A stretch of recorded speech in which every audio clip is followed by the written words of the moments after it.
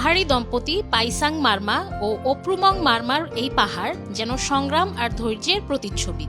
৯০-এর দশকে স্বামীর ড্রাইভারের চাকরির পাশাপাশি স্বামী স্ত্রী মিলে কিস্তিতে একটি পাহাড় কিনেছিলেন।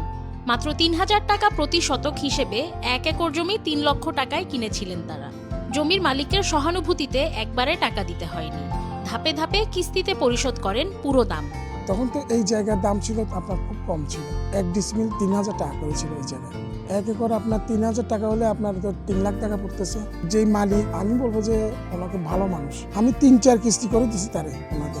আগে তো নতুন নতুন সংসার করার সময় তো তখন কোনো কিছু ছিল না, তখন 1 টাকা 2 টাকা করে জমাইতাম। আমি সপ্তাহ 75 টাকা কিস্তি দিতাম।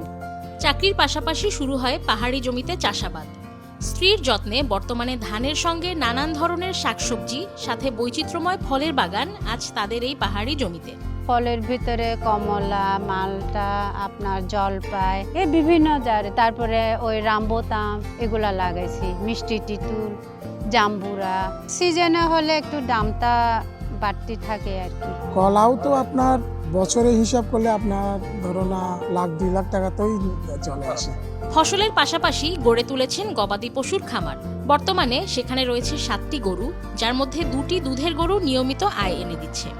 2টা দুধের গরু, দুধ একটাতে আপনার 3.5 কেজি করে আসে। গরু আছে, ছাগল বিক্রি করে দিছি, হাঁস মুরগি এগুলো তো আছে নিত্যদিনের গুলো, হাঁস মুরগিগুলো তো। আমার নিচে যেটা সারের গরু গত বছর আপনার 1,80,000 টাকা দিছে, আমি দেয়নি। এইবারে যদি আল্লাহ যদি আমাকে সুস্থভাবে, গরুটাও আমাকে সুস্থভাবে রাখলে 2.5 লাখ 3 লাখের কাছাকাছি বিক্রি করবো আমি।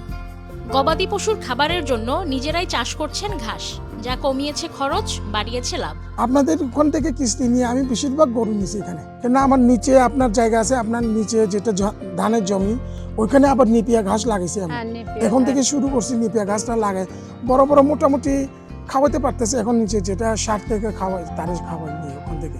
একসময় কিস্তিতে জমি কেনা সেই দম্পতি আজ সফল কৃষক ও খামারি। তাদের এই পথ চলা প্রমাণ করে সঠিক সুযোগ ও দৃঢ় মনোবল থাকলে স্বপ্ন কখনো দূরে থাকে না।